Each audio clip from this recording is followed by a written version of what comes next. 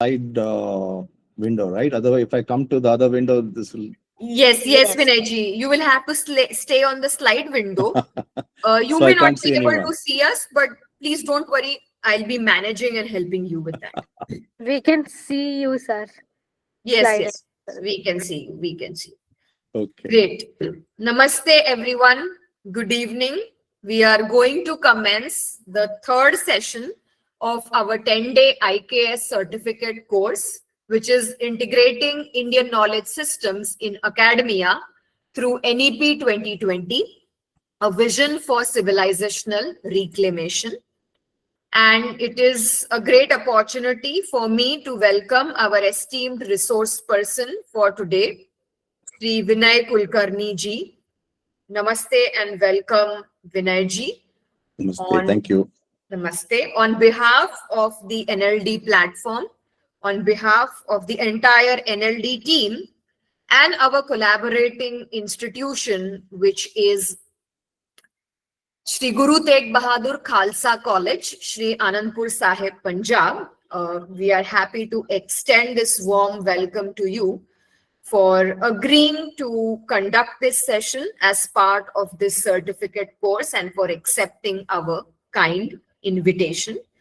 I have been following Vinayji's work on his LinkedIn profile, and I happened to read some of his blog posts that centered around IKS, and I'll be sharing the link with all the participants in the chat box a little later. And that is how, after reading his blogs, I thought that he would be an apt resource person, expert to guide all of us through this certificate course. And that is how I requested him to conduct one session.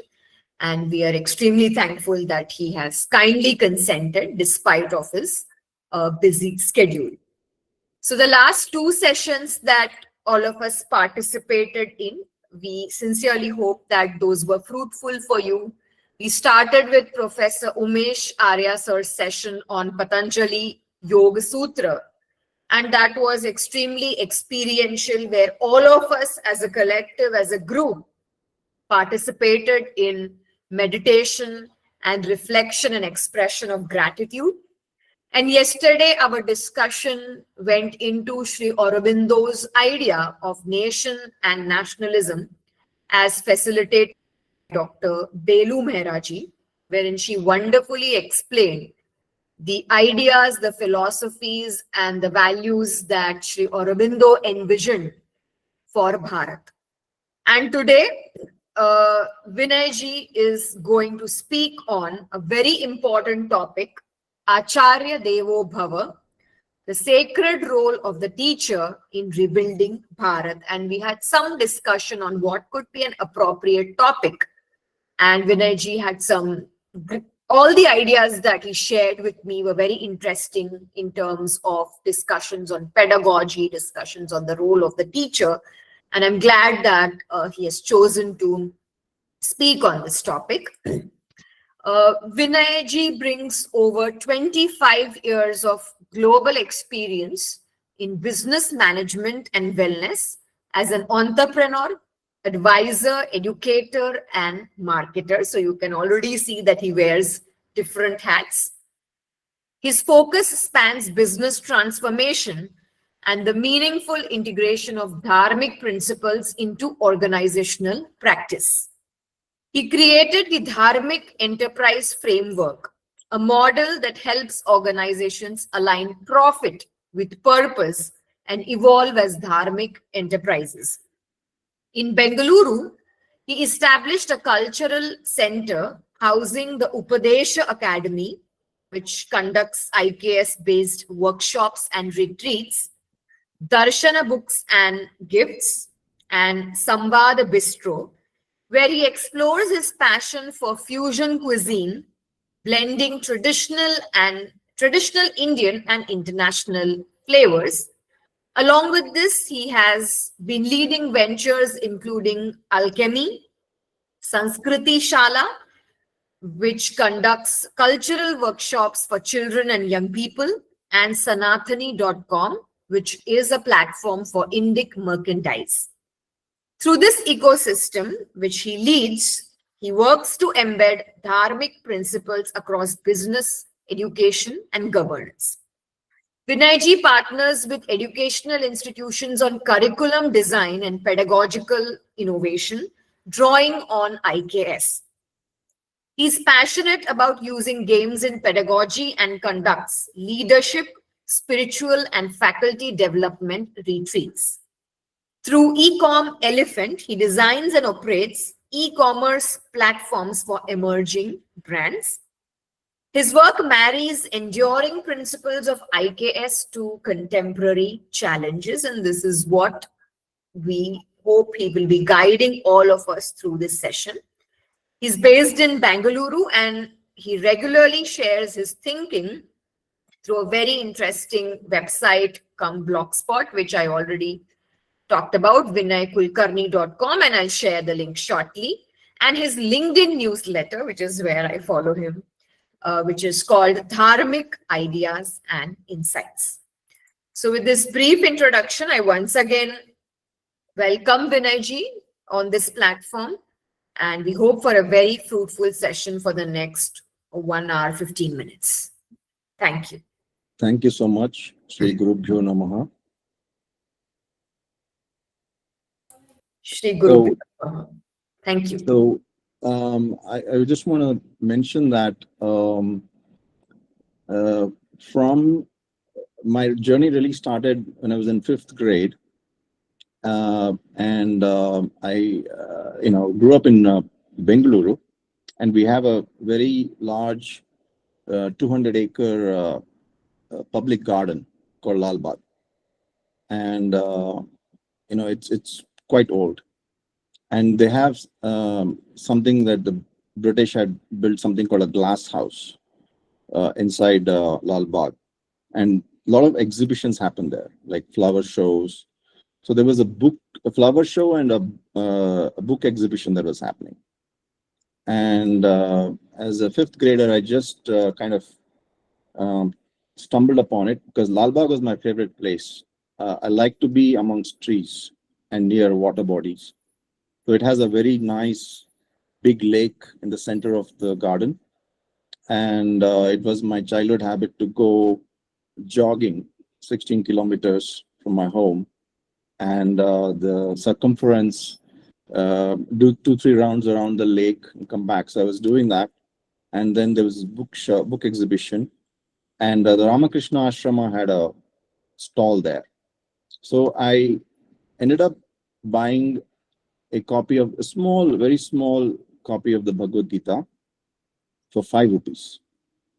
And, that was, when I started reading that, I felt like, Krishna was directly speaking to me. Normally you would need somebody to teach you, and, you have to learn it from a guru.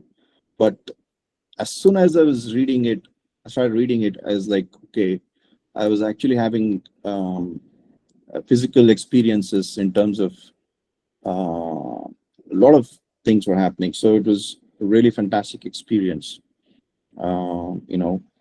That's kind of how it started.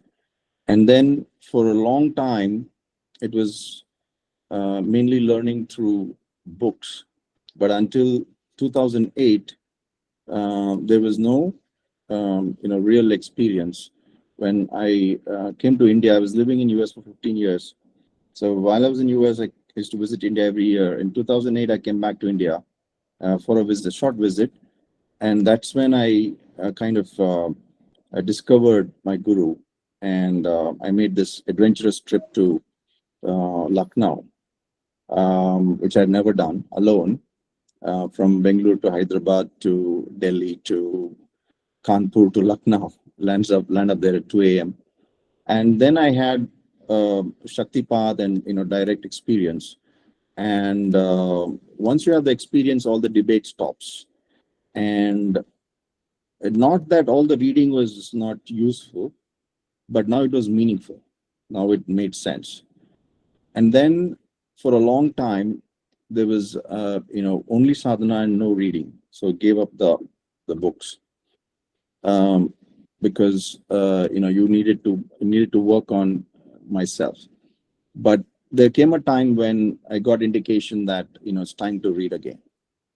And this time when I started reading again, it was a totally different experience of what the book meant, what reading meant, what knowledge meant, what understanding meant. Everything was very different. So um, I don't classify myself as an expert in the typical sense of the word, but I've come to these realizations through these spiritual practices and experiences. And a lot of these insights sometimes come as a whole lump in the middle of the night, and then I have to just get up and start writing. It doesn't let me sleep until I finish writing. So it kind of the way it goes. So just wanted to share those experiences. And out of all the different areas where I've had some thinking done, I think teaching, pedagogy, and learning, these are the areas. Even my master's thesis in US, when I was doing my master's in systems and industrial engineering at the University of Arizona, was on teaching, learning, systems thinking, and mental models. And and my research committee was at, basically 4 professors who had 40 years of teaching experience each. And so I was presenting, telling them, how it should be done. So that was kind of ironical, but they really appreciated it because, and then I realized these thoughts or insights were also coming from, the from IKS. In fact, one of the greatest teachers the world has ever seen is Shri Krishna himself. And one of the greatest examples of amazing pedagogy is the Bhagavad Gita itself. And where, it is a Krishna Arjuna Samvada, and there are many other, all our texts are like that. There is Uma Maheshwara Samvada, So later on, I'll talk about this later on in the presentation. So what do we want to talk about today? I want to try and make it interactive. And very quickly, and because you've already gone through all these sessions with so many eminent people, more knowledgeable and more gyanis than me. So I will not spend too much time on this, but I thought just to set context, why are we having to discuss this? Why are we in this state? So kind of a diagnosis, etiology, prognosis, and cure. The current state of education, right? How we got here. Any idea? I'm sure everybody has some ideas, but is this a two-way mic? So we can, I'm not gonna take too many inputs, but 1 or 2 people can please. Yes. Yeah. Yes, sure, Vinayji, I will moderate. So Vinayji is asking, how did we get to today's state of education that we are in? Any quick responses, either in the chat box or anybody wants to unmute quickly and answer? Yes, any responses from anyone? Prachi ji is saying, Vinayji, that education is student-centric. Okay, that's correct, Prachi ji. But the question is, how did we get to the current state of education that we are in? Okay, let's do this. Describe the current state of education. What do you think the current state of education? What is the current state of education? And is everything okay with it, or is something wrong with it? One response is there is influence of Western thoughts in the current state of education. Okay. Pallavi ji, college English education. That's the current state of education. Yes. Okay. I think it's definitely not education that's connected to what defines us as a civilization, as a culture. It's something quite divorced from who we are. It is not skill-based education. That is what Rajni ji is saying. Okay, let's forget about whether it's Indian or not, whether it's Indian or Western. Let's forget all that. Just what is wrong with the education model? So Why is one it wrong? okay, only Chandra Mohanji says only subjects are taught, personalities are not groomed. That's wrong. That's wrong with today's education. Right, right. I Okay, think you're. one other Mhm, response from Pallavi ji, values are missing in today's education. mhm, mhm, mhm. And Umesh ji has responded that education is just for getting service. Okay. Arpit Mhm. ji responds, it has become too transactional in nature. And Right, again, another response from Rajni ji, curriculum is not revised on a timely basis. right. Okay. So I think I don't recollect the name of the person who just mentioned that the person is not worked upon, only the content is the only focus. So we'll come to that. So that is one of the core issues we are having today. And then I'll go to basically I'm looking at it as this is the current state, and the root cause, as we know, is it's not a Western influence. In fact, it is Western education, and which was put in place by our colonial masters, and we got infected with it. And the rarely an infected person is able to cure himself. But we had the methods, but we were in deep slumber, and slowly we're waking up. But we are at the cusp where right now, I'm just giving you my assessment. While we're going the right direction, a lot of effort and attention is going into creating content. So what's happening is we're replacing uh, westernized content with Indian content. But our education system was not really so much about only about the content. It was also about the container. It's about the person. If I'm the teacher, my main concern is, what kind of a seed or sapling I have in front of me. Is it a sapling of a mango tree or a neem tree or a banyan tree? So based on that, my dharma would be different, because each one has a different purpose, different potential. And then my purpose would be to help each of those saplings realize their full potential. Whereas the purpose of the Western education system was to create workers for the factories, not totally different. And that is why, we are not producing those Vivekanandas or Sri Aurobindos anymore. But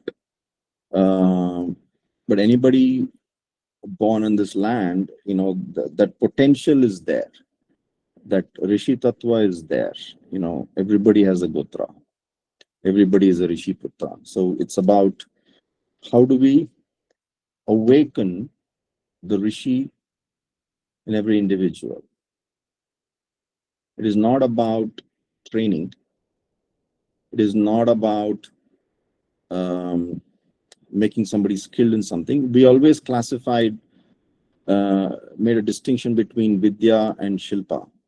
Shilpa is skill, but Vidya is Savidyaya Vimukta. Vidya is that which leads to liberation. Now, in a typical Western educational context, if you talk about moksha, it'll be like a nonsensical idea. That happens because in the Western model, there's a separation between purpose of life and purpose of education.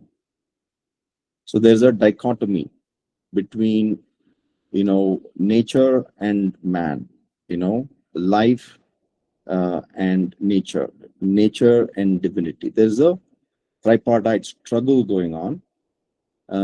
And to really become Bharatiya, we have to transcend the Western lens, right? And transcend those binaries And, you know, so we have to understand the concept of Ardhanarishwara, right? So it is beyond the duality, but integrating the two pieces. So we'll come to that. Then few concepts so that we can actually have some meaningful discussion. We need to discuss a little bit, you know, what is our concept of a teacher? Who is a student? What is the relationship? What is knowledge? What is teaching? What is pedagogy? Any idea? I mean, this doesn't have to be like that's. I don't want to do death by PowerPoint, right? The typical droning, monotonous, going through some structure. We can go in a non-linear way. If somebody sees this, has great ideas, just signal to Nidhi and jump in. And if you have any ideas about this, please share. What is a teacher? What is the teacher's role? Who is a student? What is the relationship? Anybody wants to answer? Yes, I think somebody had earlier raised their hand. I don't remember who it was, but yeah, if you are still there, you can raise your hand, or if you're typing in the chat box, please indicate. I think Shilpa ji had raised her hand. I don't remember. You can pick up any of this question and share your thoughts on it. Sheetal ma'am, she's saying teacher is a torch bearer. Okay. Torch bearer. Torch bearer. Okay. Okay. Yes, Sunmanji, please unmute yourself. Yes, ma'am. I think teacher is the one who inspires the students to learn, to gather knowledge.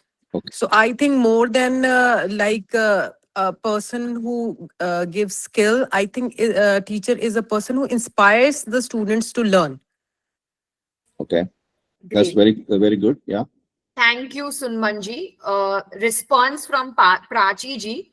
Teacher is a person who makes learning possible and has a capacity to change behavior of the student. Okay, great. Pallavi ji says Acharya, जो आचरण से ज्ञान दे, वो Acharya.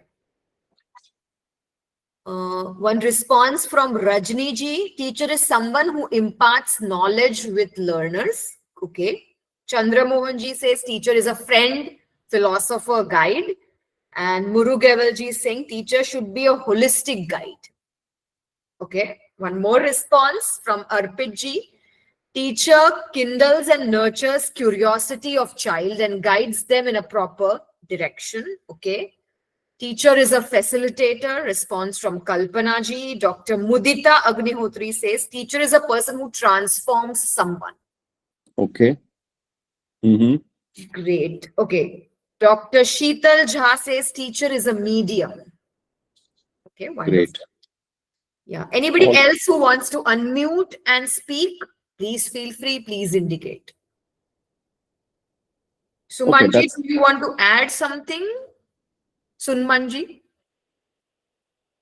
Okay. Okay, that's good. That's good. Those are all beautiful responses.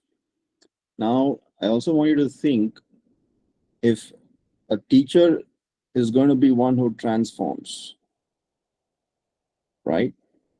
Then what should be the quality? What should be the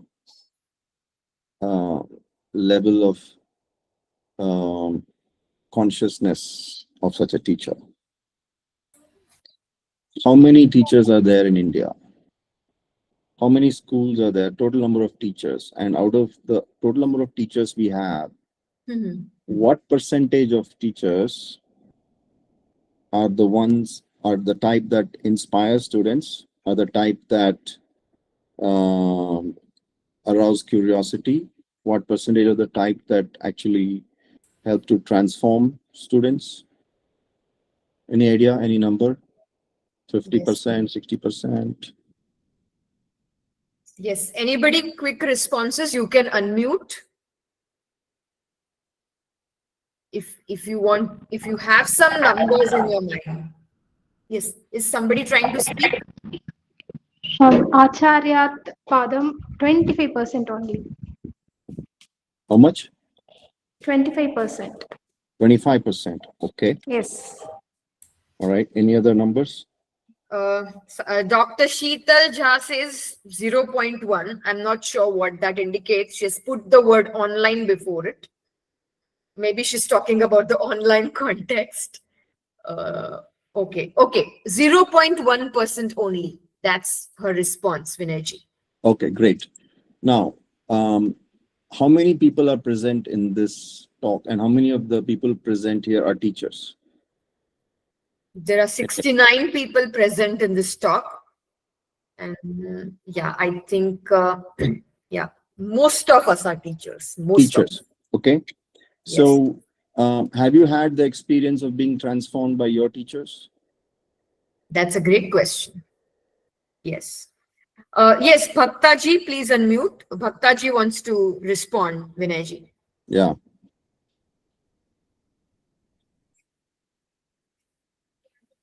Yes. Okay. Yes, Bhaktaji, do you want to unmute and respond? Okay, I'm not sure. Maybe she raised her hand based on the question that you have teachers who transform you. So there are a couple of them in the meeting who are saying that yes, they did have teachers who transformed them. Okay. And how many of you can honestly say that you have been able to transform your students?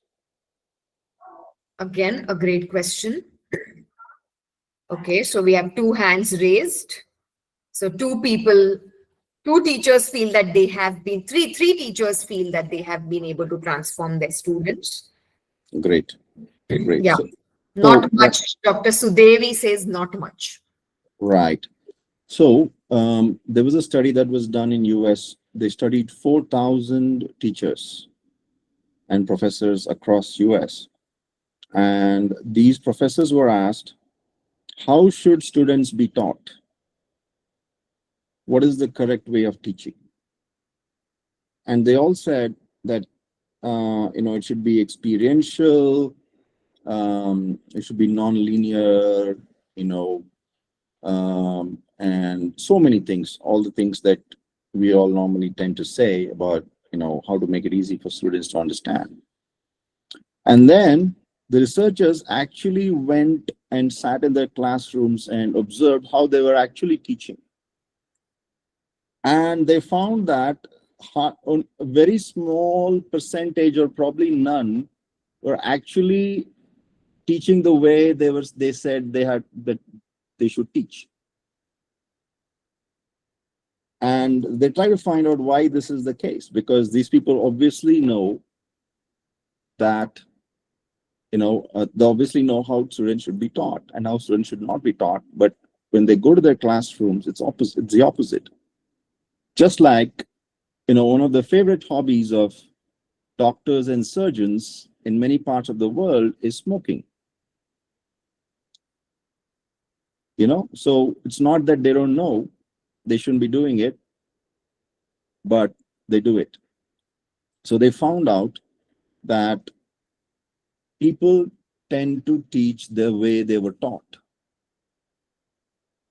So even when you're going through your studies and somebody's teaching you, and you're already feeling that they're not doing it the right way, I should not be taught this way, and when I get an opportunity, I'll teach in a different way, people end up, when the time comes to teach, they end up teaching the way they were taught. You understand what I'm saying? So this cycle has to be broken. So we need to have a whole generation of teachers who are taught the way they need to teach. That is the first thing. Anybody here knows what's a mental model? Yes. Any responses on this question by Vinayji? Do you know what a mental model is? Anybody previously? Okay. Don't know. Chanting. Bhaktaji is saying chanting. Okay. I don't know. Okay. Let me explain.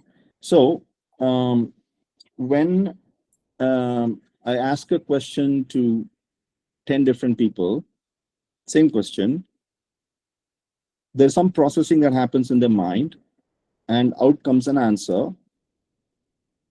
More, more often than not, the 10 answers are going to be different. Sometimes there may be some similarities between 2 or 3 people, but mostly they'll be different, right? Now, why are these answers different? There could be 10 teachers who went to the same school, went through the same program, or they could be 4 siblings of similar age who were born to the same mother, who grew up in the same household. The answers will be different. Why is that? One answer, Vinayji, Yeah. from Sunmanji is that mental model means perspective. Okay. Another is Arpitji saying it's a sort of a framework on how we solve problems. Sure. But I'm using it in the sense of, it's actually, your your combination of your samskaras, basically your svabhava, and so many different things that make up you, that make up your lens through which you see the world.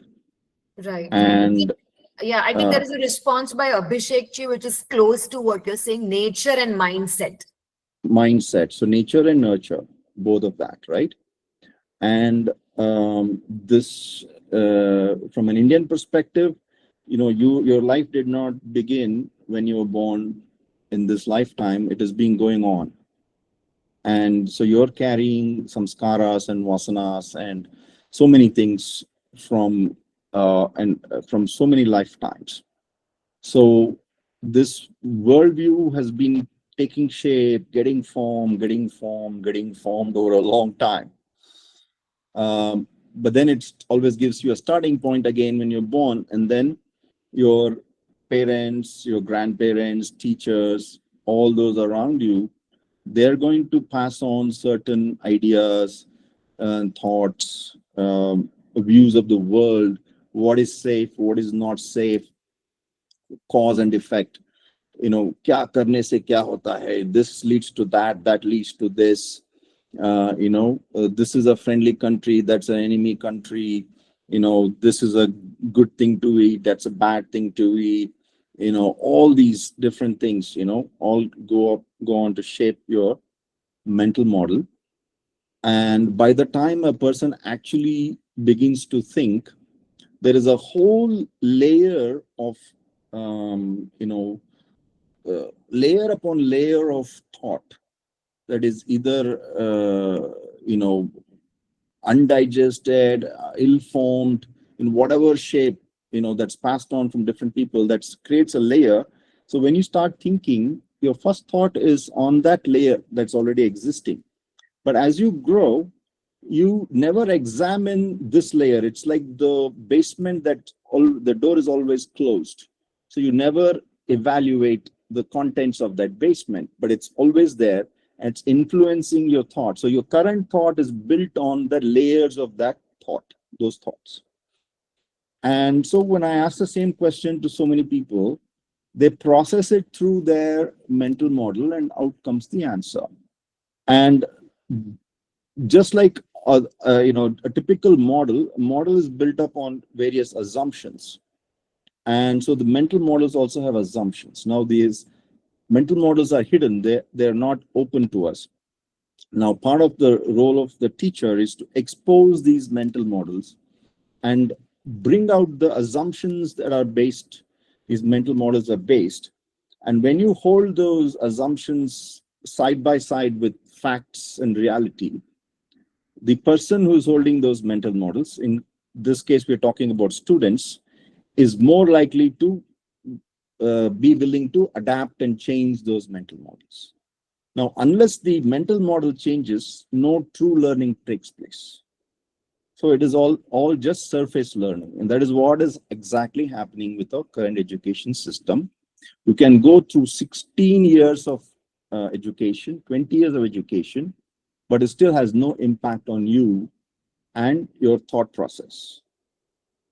So even after 16, 20 years of education, you would expect somebody to have a very reasonable and balanced point of view, but you may find that if he came from a very,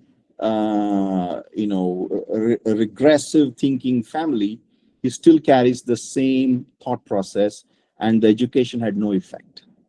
Okay. So then, just to give you some constructs, so I already talked about mental models and perception and pedagogy. And the one other idea I want to throw out here is you become the object of your meditation. If you understand this, you can apply this construct to understand most of what we call a Sanatani culture and our civilization. So even when we do stuti, right, of, let's say, Shiva, and if you are thinking of that I am Shiva, and when I start meditating on him, and I am saying Shivam, Shantam, Advaitam, Chaturtam, I'm saying all these things, I'm actually saying that to myself, and as I meditate on that, I become that which I meditate upon. So knowing this fact, so many systems were built to ultimately to keep on elevating our consciousness. So the whole objective of the civilizational system we created is elevation of human consciousness. Nar se Narayan tak ki yatra. That's what it is. And then the Shravana, Manana, Nididhyasana, the fundamental process of learning in our culture. So I'll come to that. Then finally, what really matters, I want you to take away something that is of use, not listen to a pravachan, right? So I want to give you something. I hope I can get to that. So one is, how you can apply these constructs. Another is how you can create your own pedagogical methods, because, I really believe in Shri, in creation, innovation. And I think India needs to be innovative again. And I think teachers hold the key on how to make India innovative again. And for that, teachers themselves have to be innovative. You have to model the behaviors. You have to model the things that you want your students to actually do and be, right? You have to be the change. So I think I can skip over this, but I'll just quickly go through this. What is the condition of a colonized mind? I already talked about, we think in binaries. When you think in binaries, just like, the idea of, feminism or anything that comes from the West, you'll observe that it is always pitting one part of nature against another part of nature, right? For us, male and female, both part of nature. How can you pit one against the other? So we have Ardhanarishvara, in nature, there is design. There is no, where everything has a very important role. Even that squirrel in Ramayana had an important role. So there is no, it's a beautiful creation, and everything has a role. Separation between life purpose and purpose of education. Already talked about it. Lack of purushartha. So, our culture is built on dharma, artha, kama, moksha. So the ultimate goal is moksha, but we don't demonize desire. We don't say desire is the root cause of suffering. We need to know how to handle desire, and we need to know how to have sattvic desires. So that's why first we learn what is dharma. And once the buddhi is trained through dharma, then you have the artha, the artha generated in dharmic ways, and then you have the kama, which can be fulfilled through the artha generated through dharmic ways. And then if you just follow the dharma shastras in a day-to-day life, you're walking towards the moksha. So I'm sure so many people have talked about it, so I won't go through that. Another important thing that's happened is the desacralization of the guru-shishya relationship. So this is the biggest thing that has happened. So it has become a transaction. So the teacher is a service provider and the student is a consumer. It's the biggest problem. Now, I'll skip over this. So we'll come to, like I've said, purpose of education. I already covered that. Another important idea from Sri Aurobindo is the mind must be consulted in its own growth. The idea of hammering the child into shape desired by the parent or teacher is an outdated and less enlightened practice. Every person has within them something divine, something uniquely their own, a chance for strength and perfection in however small a sphere, which they can choose to embrace or reject. The task of education is to help the growing soul draw out that which is best within and make it perfect for a noble use.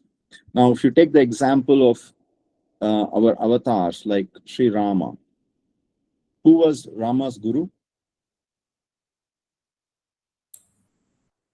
Vishwamitra.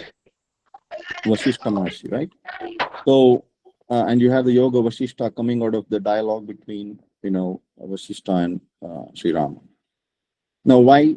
One question is, if he was an avatar, why he needs a guru? And Sri Krishna also had Maharshi Sandipani. He also had to go to Gurukula. But why? So they don't come to show that they come to show how to live through their own life. And second thing is also a message to teachers to see each student as a avatar, potential Rama or Krishna. See the divine in the student. So don't see the student as a stupid, lowly creature that you're going to educate and enlighten. So the beauty of the relationship between Vashishta and Rama, knowing that Rama is an avatar, knowing the divinity, still executes his role as a teacher, only to awaken the divinity that is already there. So think of each student as a Rama, and the divinity is already there. How are you going to awaken? So for that, certain sadhana is needed for the teacher. If you're going to create that transformation that you all said should happen, question is how? If the transformation is not happening in you, was not happened in you, how are you going to do that for somebody else? Right? So that is the question you have to think about. I'm not going to go over everything, time is short, but I'm giving you a lot of things to kind of think about. And so the important thing is that, the attitude with which you teach, and also while teaching, you're also learning. Now, I'm going to quote a book which is not really from India or by an Indian author, but it's interesting. It's a book called Illusions by Richard Bach. And inside that book, there is a small section called the Messiah's Handbook, which is not really apt for our topic, but still there's something interesting there. It says, you teach best what you most need to learn. Right? So even our Dattatreya, Guru Dattatreya, was the Guru of Gurus, Prathamato Dattattreyam. He said, Guru kabhi nahi banna. Hamesha be a Shishya all the time. Shishya bane rehna. That's what my Guru also said. So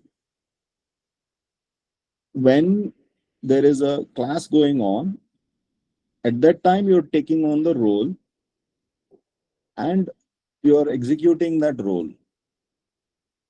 But don't be locked into the idea that you're the Guru. Let there be a two-way flow of knowledge.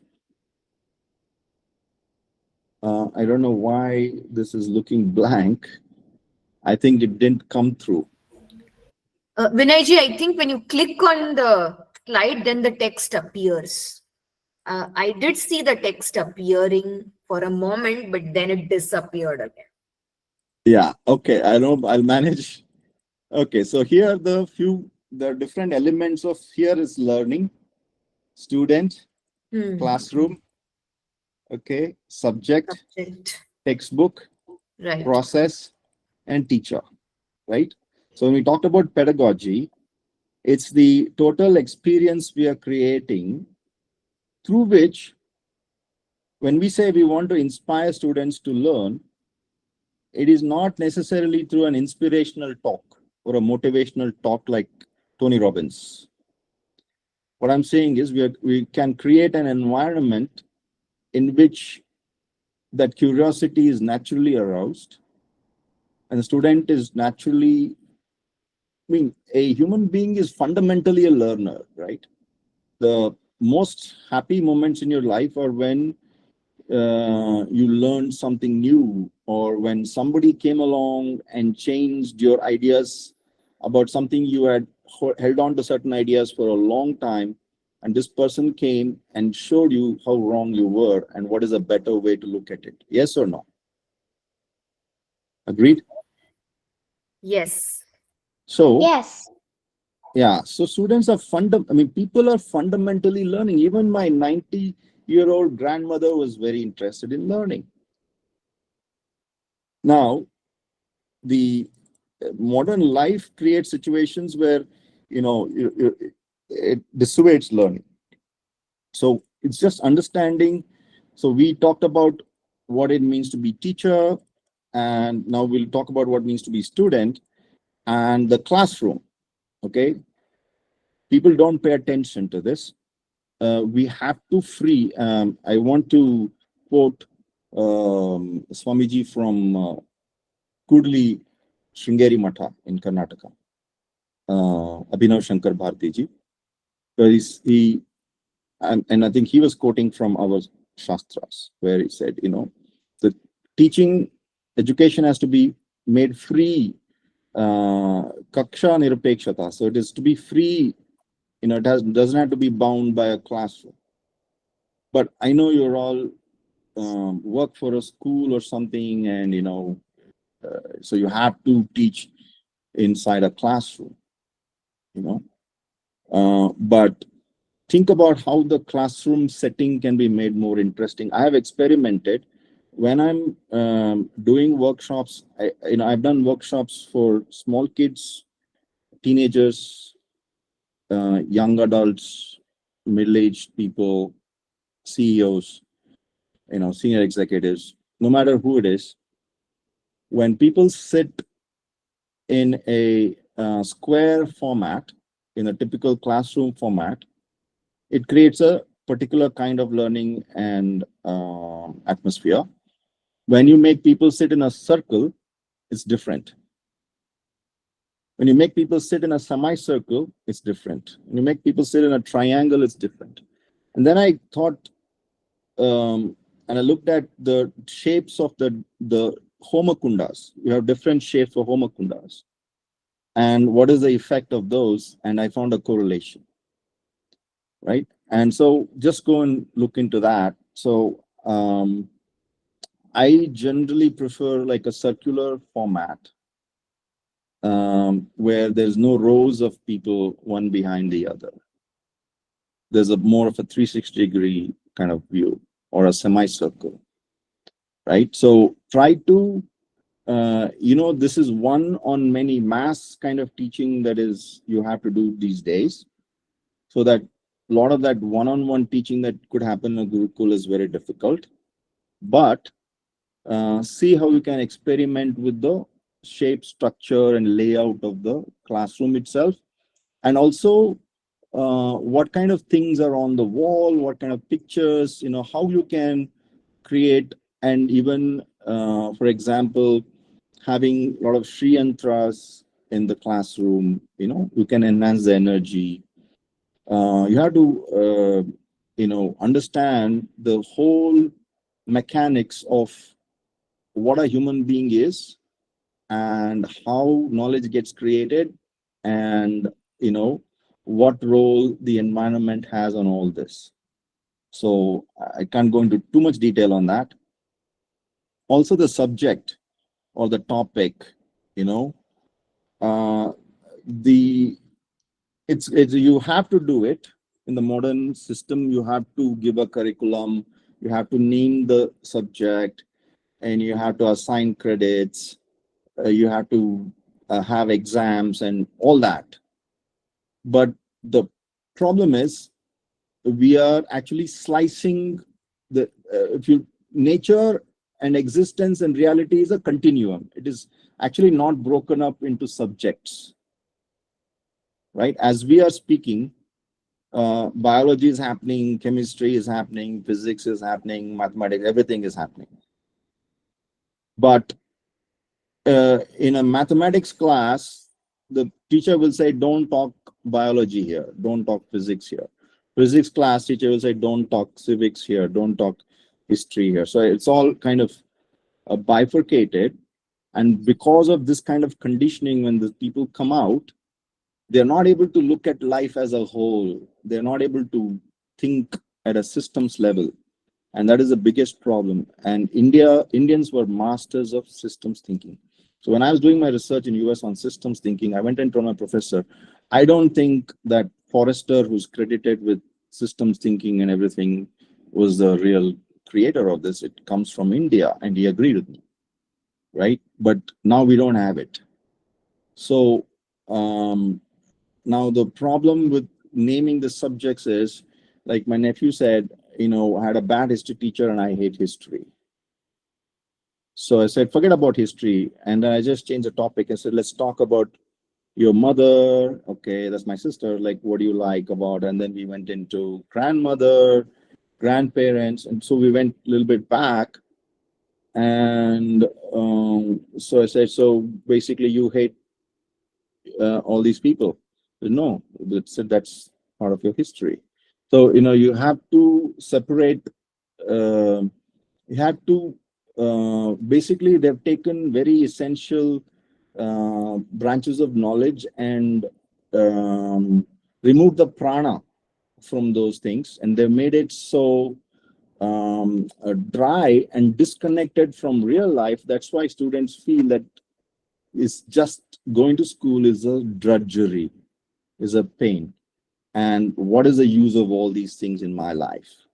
So your job is to reconnect the subject to the life before you start teaching it. Teach your curriculum and follow the structure that your school has given you, but initially have an orientation and set the context.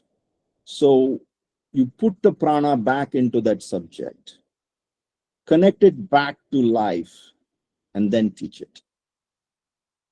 Right? And the textbook, now our modern education is so focused and fixated on the textbook and, follow this and you go to these Xerox shops, or so many copies of textbooks, and people are kind of learning, the entire textbooks by heart. So somewhere in the beginning of the course, during your orientation itself, you have to help set the context in terms of what is going to be the role of textbook in this course, right?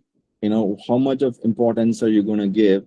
How are you going to actually use it, right? And if your school is autonomous, gives you some freedom, in addition to the prescribed textbook, prescribe other reading materials from our own sources.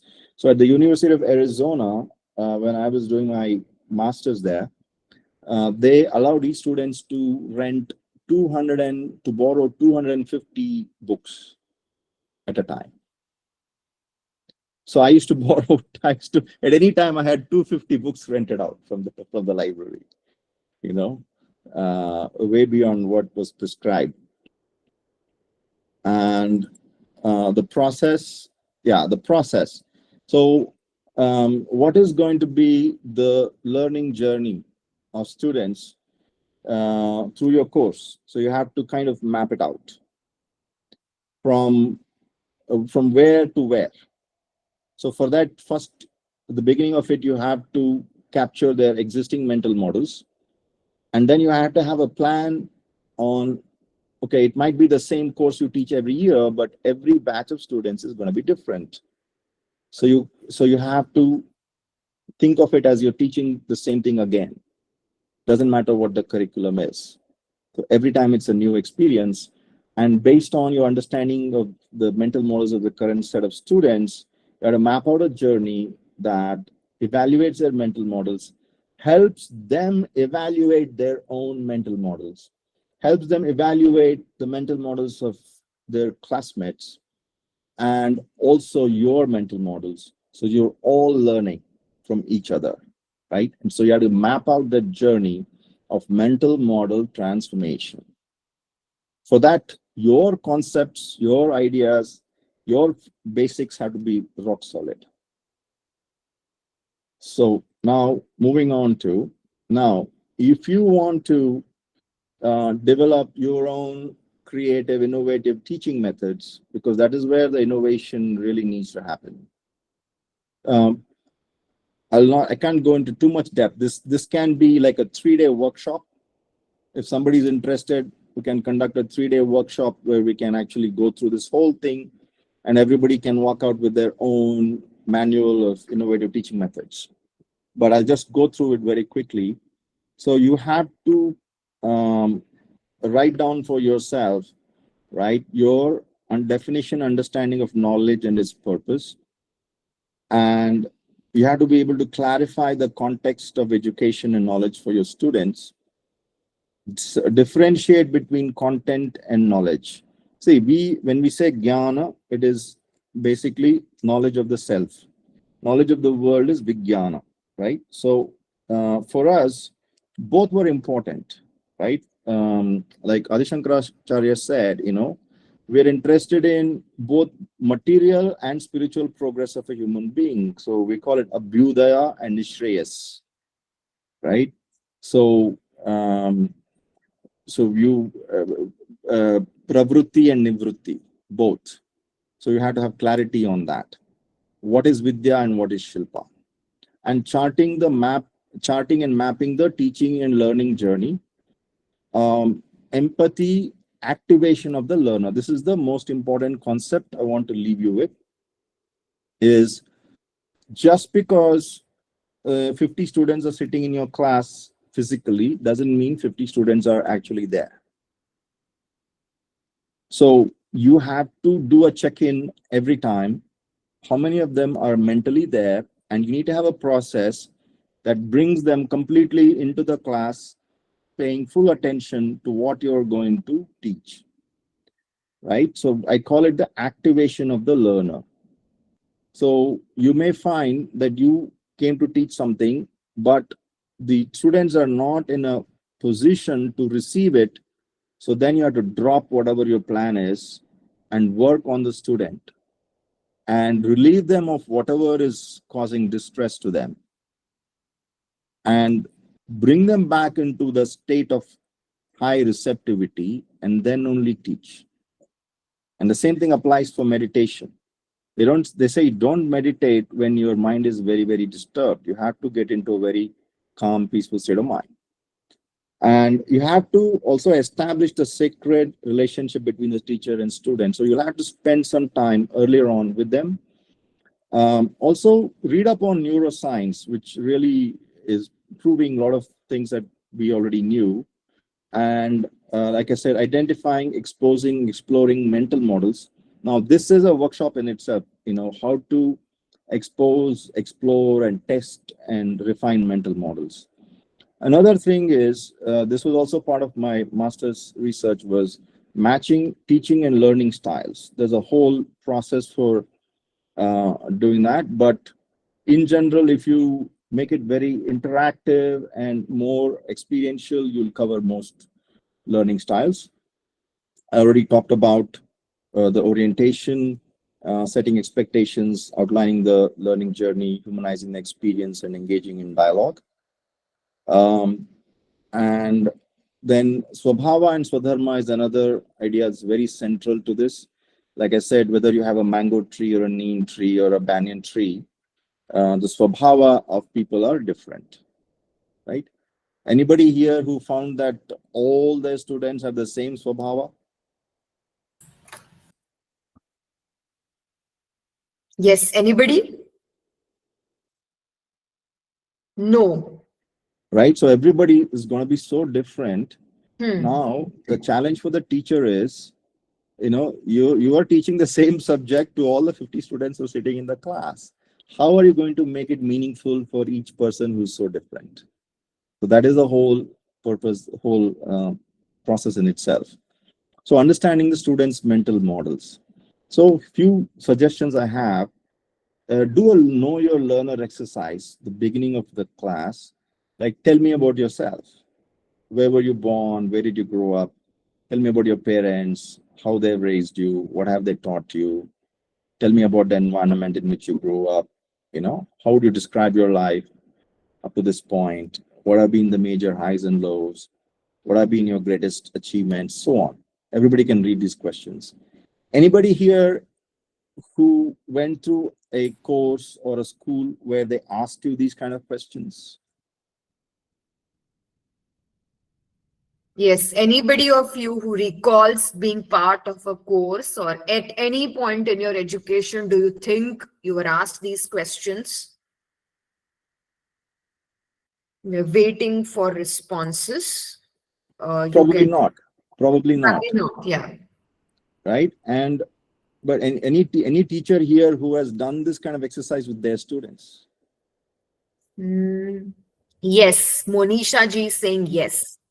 Wonderful. Wonderful. Yes, Shubhangi ji, do you also want to say yes? Abhishek ji says yes. Yes, Shubhangi ji also, I think, wants to say yes. Yes, ma'am. I have done this Okay. exercise with my students. Before starting my class, any new session, I interact with them first to know their minds first, what kind of thought process they carry. And then I start my lecture. That's wonderful. That's Great. really good. And what is the class size? Class size is approximately, I think it's 70 to 80 students in class. Might be less, could be 60. Okay. So you would need 2 or 3 sessions to just get to know people, go through everything, right? Yes. Yes, Chandra Mohan ji, do you also want to respond? Yes, madam. Yes, Am go I ahead. audible, madam? Yeah. Yes, Chandra Mohan ji, you are audible. Namaskar, sir, and Nidhi, madam, namaskar. So basically, I'm not associated with the regular teachings of academics, but I am involved in the competitive coaching. And actually, first I do it not orally, sir. I introduce myself and I ask those people not the list you have given, something, sir, where they have born and what are their educational qualifications and what are their parents and whether they have rural background or not, rural background or urban background. And then what are their interested areas, what is their favorite hobbies, like that. First I will keep those things written on the paper, sir. Later in the due course of the time, just after a few days of 5-6 days, of course, and who are actually lacking something, then I will personally contact and interact with them, sir. This is my modus operandi, sir. Humble and honestly, I'm saying. Thank you. That's really good. That's really good. But I think you can take up one notch further to have office hours where each student can come and meet you one-on-one, where you can have one-on-one just creating maitri. Yes, sir. Yes, sir. Not directly going into counseling and teaching and all that. Yes, sir. Just creating a safe space. Yes, sir. Where the student feels safe to come and discuss anything with you. Sir. So that's what I would suggest. Yes, sir. Okay. Thank you. So, thank you. So now I want to come to this. Now again, this problem has happened. Okay. So, okay. So now. Somehow, Vinay ji, your camera is also not working, I believe. I don't know. Are all the participants able to see Vinay ji? I was not able to see. But anybody could please confirm. Now I'm able to see you, but when you switch to presentation mode, it disappears. Okay. I don't know how it works for others. Okay. I'm on almost the last but one slide here. Somehow now I can see you. Yeah. So now we have a few minutes left. So I want to leave you with the model. Now everybody knows about Shravana, Manana, Nididhyasana, right? So I've slightly modified it. So there's a two-way. One is what the teacher would do and what the student would do, right? So one is Upadesha Shravana, right? So the okay, this is kind of, yeah. Yeah. Now we can Now see it. it's very important for the teacher to have some kind of sadhana, right? Now this whole model talks about bringing an Indic way of learning. No matter what subject you're teaching, you can do it. So I want to read out here. First is Upadesha Shravana. I'll just quickly go through it, then I'll come back and explain. Shravana here is listening. And you might know Shravana Nakshatra, for example. Shiva was born in Shravana Nakshatra. Full body listening, listening deeply, intently, and with Shraddha. Then Manana and Chintana. So it is deep reflection and contemplation. So this is the most powerful faculty that we have, which doesn't get developed in the modern education system. And then we have the Samvada Satsanga. Now everybody thinks Satsanga means, you go to some temple and, hang out with saffron-clad people. But here Adi Shankaracharya has explained, right, in Viveka Chudamani. It is evident that a student silently sitting like a statue even before the greatest of teachers and for an endless period of time can have no benefit of any spiritual evolution. The student has to rub his ideas and thoughts against experienced head and heart of the teacher and gain for himself a polish, a fragrance, at once divine and perfect. Discussion is the heart of satsanga. Now, it cannot be, India wants to know kind of, discussion. There is a format, there is a way it is done. So you have to learn how we used to conduct it. So there is everything is presented in the form of samvada, even Tripura Rahasya, so many things. So where it is not, even Sri Krishna is not simply saying, okay, here is the deal, just take it and follow. So there's no commandments, Arjuna is able to go on asking how many other questions he wants. So it takes 18 chapters to clarify his doubts. So he's demonstrating how to be a teacher with a lot of patience, a lot of empathy, and really show different aspects of the same thing to the student, teach the same thing in different ways, but finally leave the decision to that person, right? So this satsanga, where discussion is the heart of it, where the student is able to rub his ideas and thoughts against the experienced head and heart of the teacher. For this to happen, the teacher needs to be very secure in his own knowledge. Also needs to be honestly be able to say what he knows, what he doesn't know, and demonstrate that kind of honesty to the students. And then finally, the most important part is sadhana nididhyasana. Normally it is just nididhyasana. Now, nididhyasana is not possible, if you don't have a sadhana practice. So incorporating some kind of sadhana into your own life, but also into the teaching itself is very important, and it's possible. And there are, we have developed some very simple things that are very profound, that heighten the awareness, right?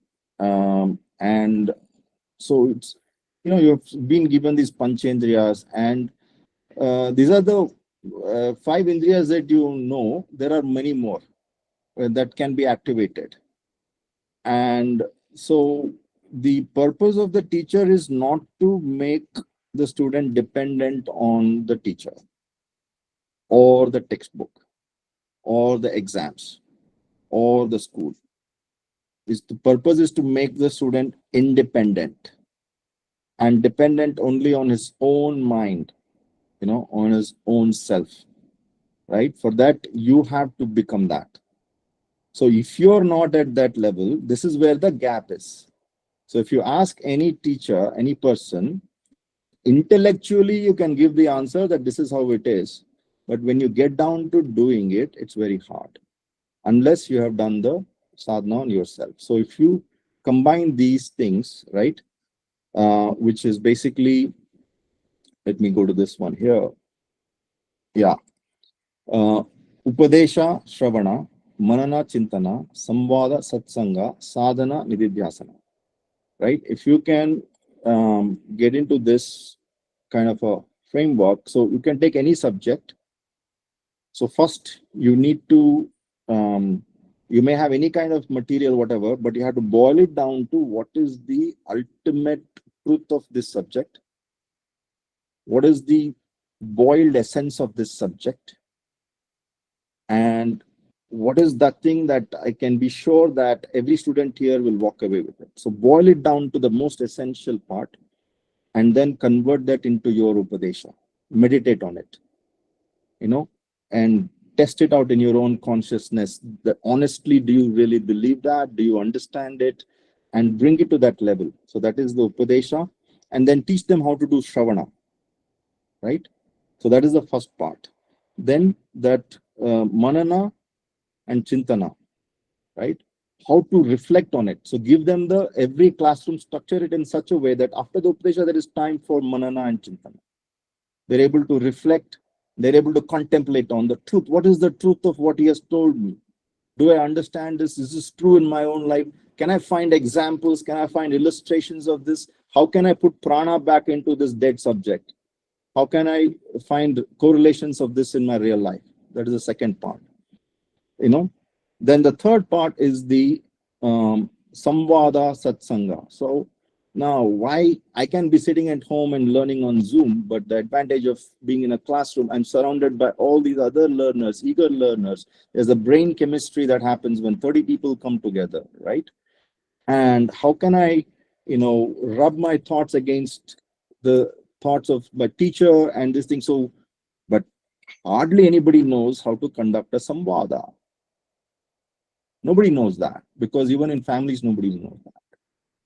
Everybody's sitting with a phone, right? And there's nobody, like when we were growing up at dinner, we would take up topics, and with my father, we would discuss what's happening, different things. So that's where so much of learning is happening.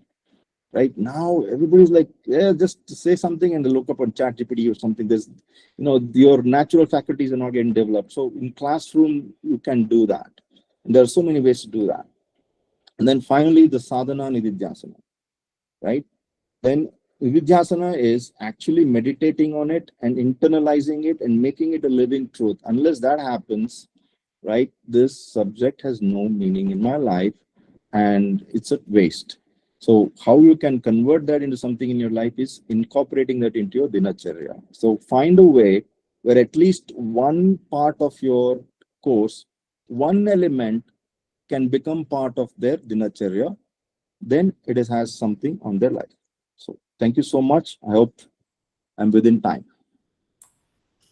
Yes, absolutely. Thank you so much, Vinayji. I think it was a great exposition on the role of the teacher, which is very important and crucial for all of us here to understand. And it was great to see the responses flowing in the chat box. So without wasting any further time, I invite questions, comments, reflections from all of you. I think there was a question, there was a doubt by Karuna Moziji.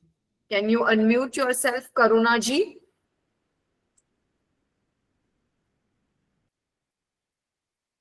You said, I have one doubt. If you are there, please type, or you can also unmute yourself. So excellent session, Prachi ji is saying. Rajni ji says such an insightful session. Chandra Mohan ji has said great inputs, and he's also talking about Tripura Rahasya, which is a great work according to him. And Archana ji has said blessings to be listening to you. Yes. Any questions or any thoughts anybody wants to share? Yeah, any thoughts? It need not be a question. Okay, Archana ji, I think asking where can we follow, sir? I think Yeah, I'll just type here. I think I shared the. Yeah, go. Hello. Yes. hello. So you're talking all these things. These are the old things, and now in the modern era, all these things is applicable in modern era, because you know the students they follow with आपला media, they are techno saver. Is it possible to follow all these things in modern era? Yeah, definitely. Because the era when when we say modern era, it's the scenery has changed. The seer is the same. The human being is the same. That is why the Bhagavad Gita is more relevant today to 5,000 years than before. Because But, Arjuna's questions are still relevant. Hello. You're right. But Bhagavad Gita is not teaching in the school and colleges. No, practically, all these things are not happening in the class. Yeah, despite textbook, means No, teacher is a rely. Our student is a rely most of a textbook, and you are talking about all these things. This is a very practical thing. Yes, I admit all these things, but practically it doesn't happen, sir. no, that's right. That is what we started off with, that it's not happening and it needs to happen. And, in my own personal experience, because I've taught kids of various ages, you'll be amazed. Even many 6-year-old kids are so self-aware and perceptive. You know that? 6-year-old kids. And when we opened up Samvada, the groups were age group 6 to 14. 6-year-olds are able to have Samvada with 14-year-olds. You won't believe it. We have prejudged and misjudged them. Vinay ji, I would just like to add in here. I think all that what you have suggested is quite feasible, possible in the so-called modern era. Maybe we are not trying enough. That is something that I strongly feel about. If we put in systematic efforts based on the ideas that Vinay ji has shared about mental models, looking at making the classroom more engaging and bringing Indic ideas, I think it does work. We just have to make it more consistent. As Vinay ji rightly said, we have to ensure that at least some idea or practice becomes a part of the student's dincharya. So just saying that this is the modern era and students, will they be interested? No, I think they are interested. When I was teaching IKS to my students, by the end of the semester, they were really interested and they were so self-motivated that they wanted to explore the subject and ask different aspects of IKS, architecture, Natya Shastra, Bhagavad Right. Gita, and so urban planning from an Indic perspective. They did become self-motivated to explore it on their own. So I think even in the modern system, with all the constraints that we may be facing, there are opportunities to make a difference. I think we just have to plan it well, plan our time being spent with the students well. So I personally think it's quite possible, and I'm sure some of you are also doing it successfully. See, during COVID, I used to sit in the class, Zoom classes with my daughter, and I noticed that teachers were under pressure to cover the curriculum, and they had all these slides, and they felt like they had to go through 50 slides, so they were like rushing. So the focus was on, okay, I need to finish my thing and get the tick rather than what is happening to the students. But if they can boil the 50 slides down to one slide, what is the fundamental essential truth of this, right? And cover that first, and other things can be covered in other ways for swadhyay and other things. And spend more time on the 2 or 3 fundamental truths about this subject.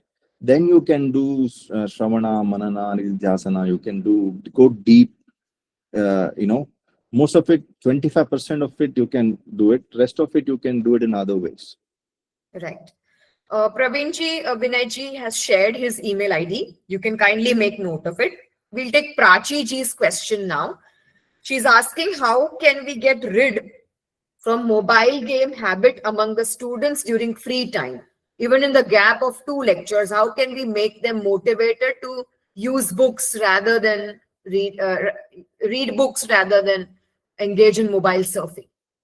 No, I think they are reading books and mobile at the same time, but they're reading a lot of the Western. I think, they find Harry Potter and all that. I'm trying to see how we can create an Indian, version, not Indian version, but we have enough of our stuff, but you have to present it we have to accept that there is some change in the, with this generation, but I don't want to call them Gen Z. I want to treat them just as a person and deal with them on a one-on. I don't want to go with the preconceived notion that I'm talking to a Gen Z person. But a lot of the thing is also the parents. First of all, parents are giving them the phone. And sometimes, I had to give a phone to my daughter because she's always going to dance classes, going far away places, and we needed to have a way. But some way of regulating that, but you make the other things more attractive. But that means the parents have to be very involved in doing that. This problem has happened because the phone became a babysitter. That is why the phone became the only way the child would eat. So the parents started relying on it when it was a baby, and now you want to fix it is very hard. Correct. Absolutely. I think a discussion on the role of parents, though it is outside the scope of what Vinayji was talking about, but that's also an important thing for all of us here to reflect upon. Thank you, Vinayji. We'll take one last question by Abhishek Namadevji. He's asking, sir, new students are very influenced by AI. Yeah. So at this point of time, what character and image a teacher must have? And also when we teach in institutions where multiple students are indisciplined, so what should be the teacher's attitude at that time? First of all, like I said, look at the students as each of them is a potential avatar. I was just give one, Nidhi, I can give one real life example. I went to some, school, business school. There was a whole day presentations. There were people from all over the world presenting to the students. These were graduate students. And the students were making a lot of halla gulla and they were throwing darts. And it was like, high school rowdy crowd, one would think. And the teachers looked as if these are totally useless characters, no good. Then, and everybody is using PPT and they were more interested in their own PPT and how much time is left. But when my turn came, I said, I would request not to use the PPT. I don't want to use the PPT. We'll just have a conversation. So I just took up one topic and we just started having a dialogue. I was asking them, what do you think about this? What do you think? We just start talking. I said, let's just have a talk. And it's the same group of people, they were engaged for 30 to 45 minutes, all of them. And they wanted to keep talking after the event. And there was night and day difference between, how they were in the previous sessions. So this tarka, logic, just,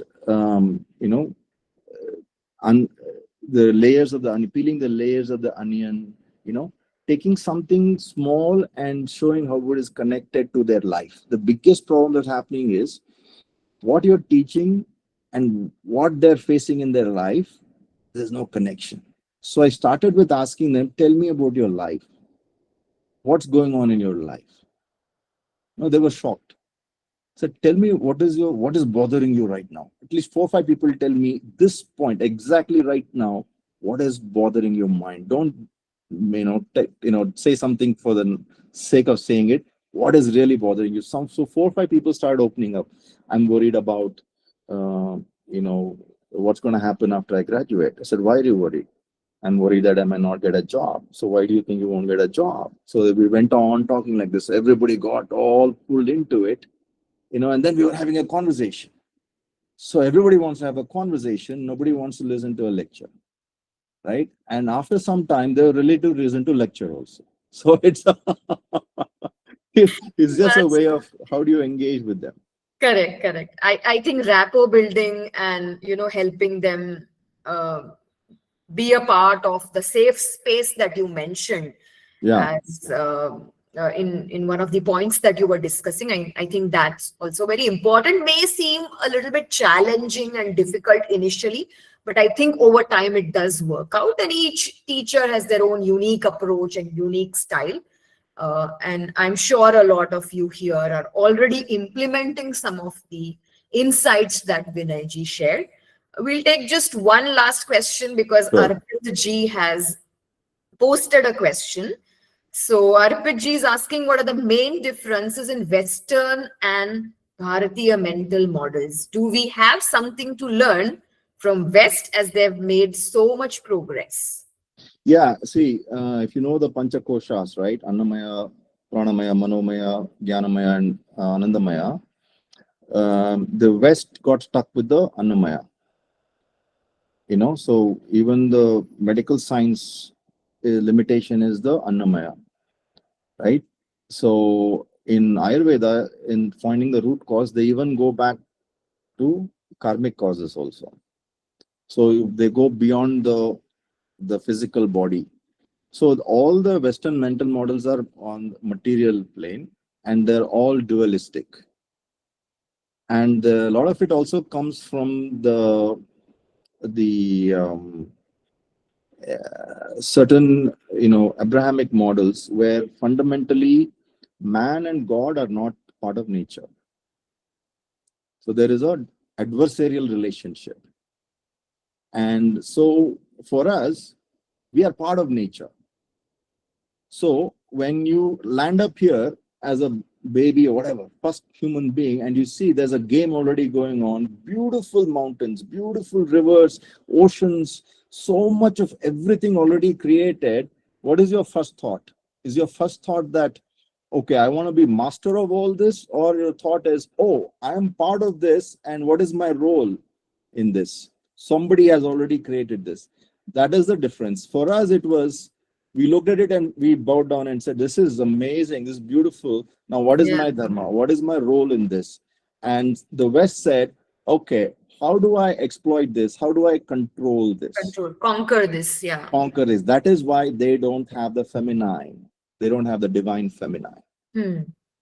Nature is feminine. So for us, we bow down and we don't prakriti, right? And that awakens the Shiva in us. So that is the difference. Yes. Arpit ji, I hope you got the answer to your question.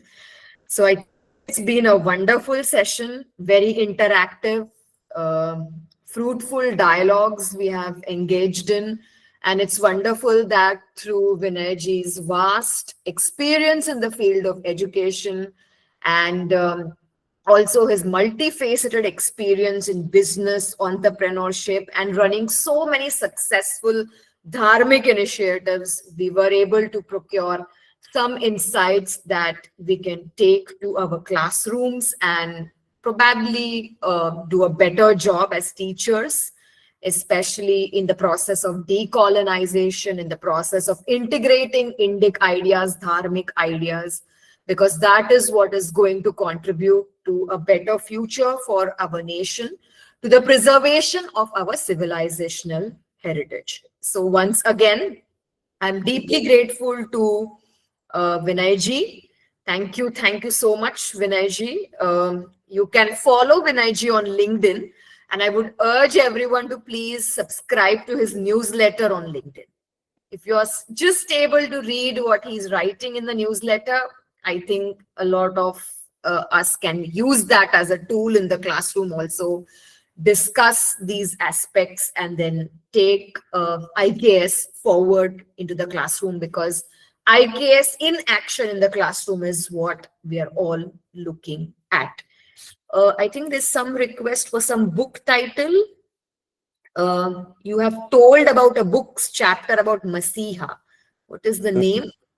It's called Illusions. Yeah, Abhishek ji, please note.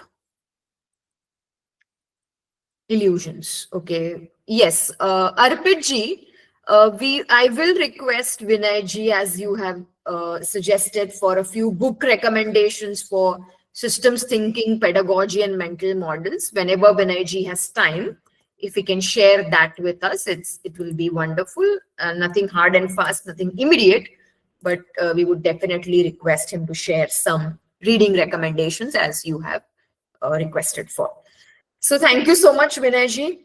Thank you. Wonderful to have you on this platform, and we wish you the best for the very important work that you are doing, and hope that we can meet in person someday. And please keep inspiring us, and it's our privilege to connect with you.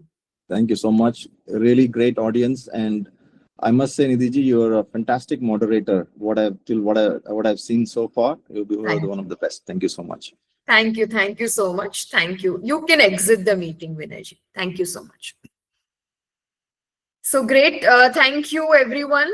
I hope that some questions, some book recommendations that Abhishek ji you had asked for, you had made note of it. It's difficult to save stuff in the chat box, but quickly copy paste and then we can close the meeting.